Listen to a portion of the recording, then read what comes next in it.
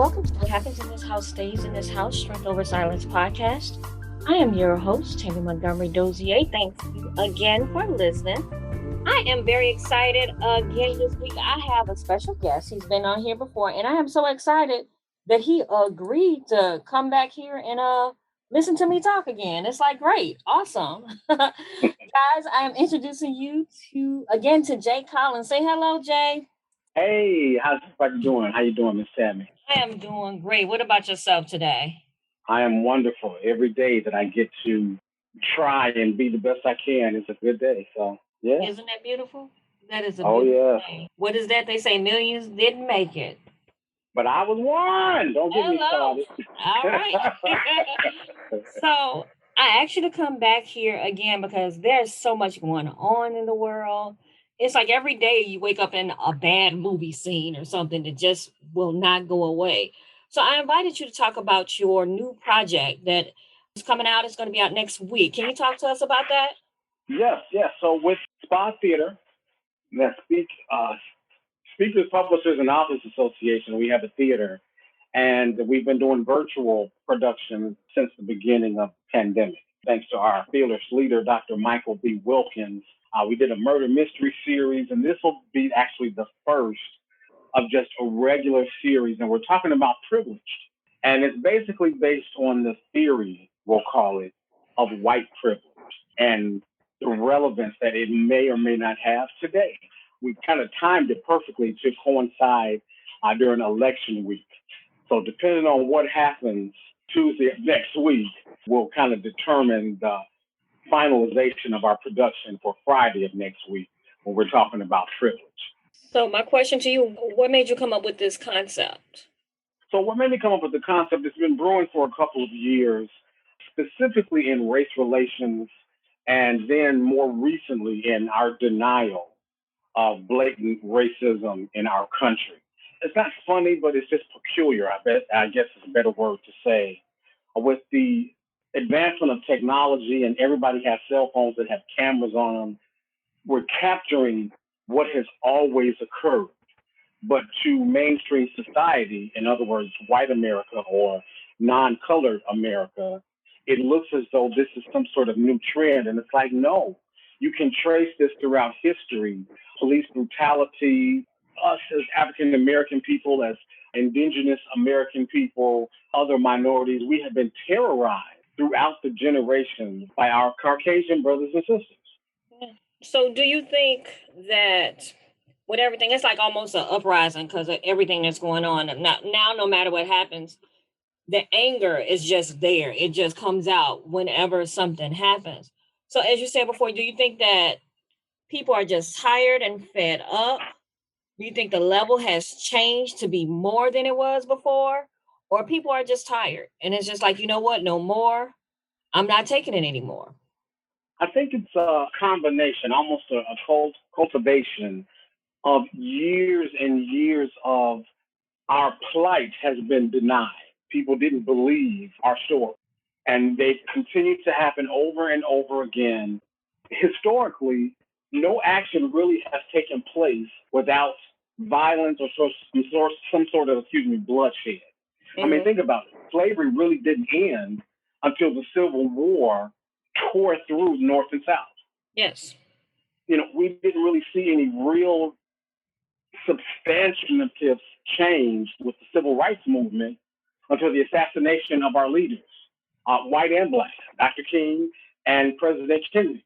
And then all of a sudden things sort of start to hit home. So as we've gone through the years, the decades, the generations, there is an unwritten rule that when we peacefully voice our complaints, we stand up for our injustices, we really don't see any real solutions even, or just maybe a basic acknowledgement of the problem until we act a fool. That is very true. Look at Rodney King. That was on video. That was one of the first times something like that was videotaped, and it was shown all over the world. The police officers were arrested. They had a trial, and they got off. Yeah. Nobody could believe there was substantive proof, but yet these gentlemen walked away. So here we are again. Now, Rodney King was in the early 90s. Here we are, a couple of decades later, the same thing. Everybody saw the videotape, of Philando Castile, Yes. or the gentleman in Minnesota. All this was videotaped, and yet these people still got off. So it's a culmination of frustration. We're tired, and it's like now there really is no excuse because thanks to technology, we can show you exactly what has happened, and you still tell us that there's no regard for our lives, which, hello, Black Lives Matter. Right. Now, do you think that what we're going through now, because sometimes we go through things and we get upset and then it dies down. So do you think this is a moment, or are we actually in a movement where this has to change? I think, unfortunately, we keep there are incidents after incidents after incidents after incidents. So it really can't die down because the same things keeps happening. It'd be Okay. different if these were isolated incidents, but they're not. This is an everyday occurrence. And what has happened for a lot of us, and this is why I say it's sort of a generational thing, older people of color and African Americans have a spirit of complacency because this is just how it's always been, and we've come to accept that. Where nowadays, mainstream America has tried to convince us that racism no longer exists, that was a thing of the past. Well, see, that's a hard pill to sell now when we have proof, video after video after video that it does exist. So there's a gap here that they can't really explain. And this has caused our younger generation to kind of throw up their hands and say, we have marched peacefully, we tried nonviolence, Yes. we've gathered, and you come to our nonviolent protests and provoke us. So now it's a feeling of, we're going to do what you have done to us all these years. Now it's Right. our turn to flip the tables and terrorize you. It's not right, but I understand it. I Yes. mean, think Yes. about it. If you trace history, and this goes back to privilege that we're speaking of, what gave any person, any man, the right to come to a foreign land where people already reside and have a way of life established and take that land from them Yes. after making them teach them how to live, and then saying, if you don't give it up, we're going to kill you and all of your family, and just continue this pattern of behavior over and over and over again. And it's become acceptable in their Oh world. yeah, In their world. throughout the entire world. It's not just Yeah. their world. We as African Americans, all of us are operating white, black, blue, and brown under the slavery syndrome. Yes. And we don't Definitely. even realize it as a people. We have been conditioned and trained throughout the generations to act and react a certain way. I went back and I read The Making of a Slave, because with Oh, everything going on, I was like, oh my God, this is just too much. And I just wanted to see where we were. Are we still in the same spot mentally that we were when that came out and when he wrote that? And it's the exact same thing. They said that they will be able to keep doing this for the next couple of 100 years. And it is the exact same thing about how we're going mm-hmm. against each other and how all these things are transpiring. And it's just amazing to me when you said that about mentally how we are. The slave Yeah. syndrome. That's what we are at this And present moment. it even extends into our Caucasian family. And I say Yes. family because we're all God's children. But on the Caucasian side, they do things and react a certain way, and even they don't understand it. These younger generations, they don't know. No, they come to victimize themselves as opposed to taking accountability and responsibility for their ancestors and their present privilege that they take for granted. And of course, they take it for granted because that's all they've known. So with this play, Privilege, what do you want people to get out of it? What do you want people to walk away with? So, because times have, especially with the pandemic, and then all the injustices that have played out right before us, and just everything that's going on, we want to provide an entertainment, but we also want to educate you and cause you to do what is feared across the world, and that's for us as a people to think. So we're making light of some things, but the totality of the production, you're going to walk away thinking about some things. And it's on both sides, thinking about some things that we as African Americans display, as well as our Caucasian family. It will cause you to think. And when you stop and think, then maybe we can get something accomplished. because we have been conditioned to react. We have not been taught to stop and think first. That's true. So, what do you think one of the biggest things now with privilege? Like when you go out into the world, and most people may not recognize what privilege is, because you talk to some people, they might not. Well, African Americans we mainly know, but people of other races, how would you But explain privilege to them? so to explain privilege to them is different. It's difficult, should I say, to explain to someone that's not willing to see the truth. Hmm. That just because of how you look, which is what it all comes down to, you are treated a certain way, which is better and above other classes of people. And it goes so deep. It's not just our Caucasian family, but Hmm. there's privilege that goes with being lighter skin versus darker skin. That is very true. And sometimes darker skin over lighter skin. If you have a certain name on paper, there's a certain privilege over other types of names on paper. Even a And zip code. we, even the zip code, because the demographic in that zip code tends to be racially this or that. Yes. And we joke about it all the time, about naming our kids something, so, names that if seen on an application, they'll have a shot, and so it won't sound so black. Hmm. Studies have shown if you see Qtisha Jackson or Jennifer Grogan, 9 times out of 10, the one that'll get picked is the one that sounds Caucasian.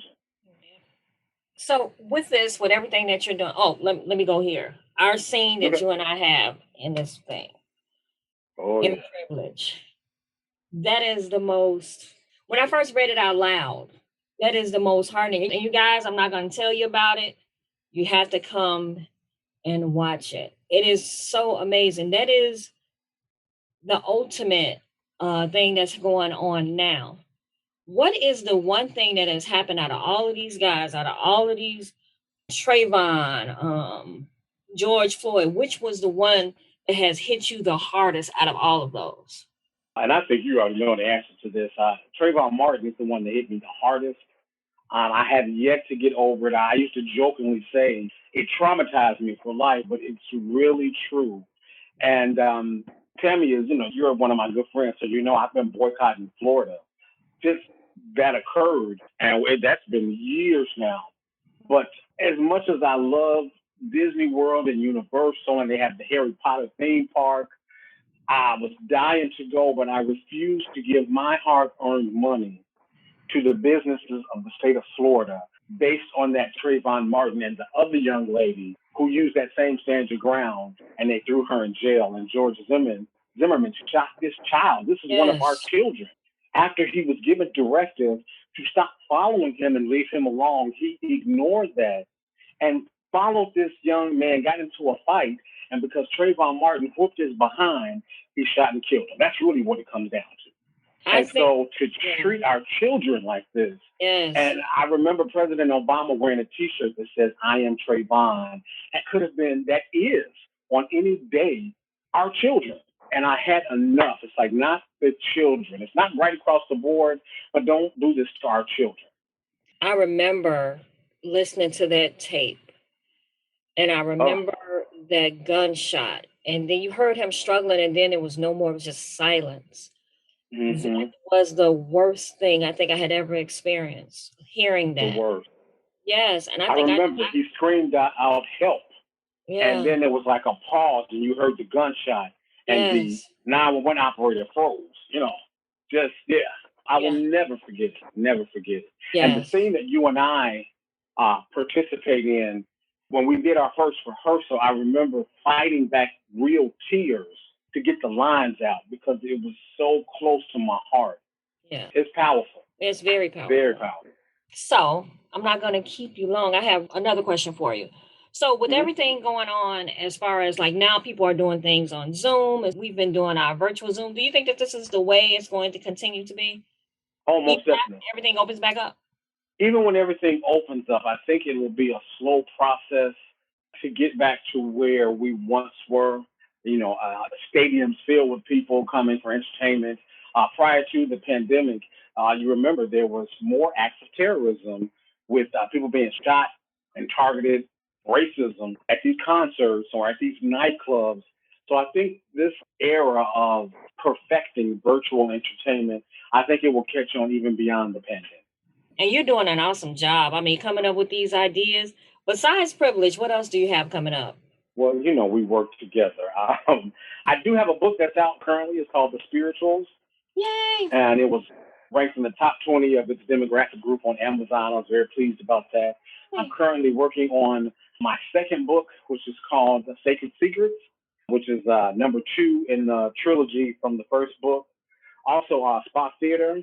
We are working on our Christmas play, How COVID Stole Christmas, and damn it, now we're stealing it back. Hello. You don't want to miss that. It'll be comical, musical array to inspire you this holiday season. And so always working with Spa. That's all. So if our people want to get tickets for Privilege, how do they get them? You can go to the Spa website, www.spatheater.org, and theater is Theater. Sometimes we get fancy and say Theatre. Right. No. Or spausa.org. Either one. All right. Tickets are $10 per household. And what I would suggest is you invite the family, you invite your friends, either charge everybody $2 to cover your $10, or you do like me, you're a gangster, charge everybody $5. You get 10 people to come, have some snacks or whatever, and make it a night. And then when the production is over, we are encouraging a dialogue, us to actually have, after the performance, open dialogue so we can discuss a few things that maybe have hit close to our hearts. So, last thing, what do you want to say to people out there about this production and why they should be here? Why they should come?